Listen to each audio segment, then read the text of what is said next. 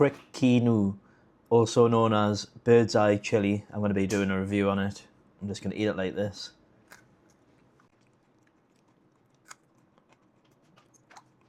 This is the super spicy one. I can feel the heat coming on now. It's building up. Getting hot on my mouth's a bit on fire now. Rash rich in my mouth. Mouth's on fire a lot. The heat's building up more and more. It's I'm letting the spice build up in my mouth. It's just gradually getting hotter. I'm still yet to cough and choke.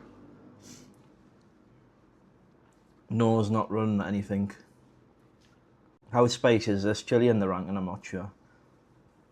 I only done this video to see what my reaction would be, and I want to know if anyone's got any challenges or any snacks that are super spicy.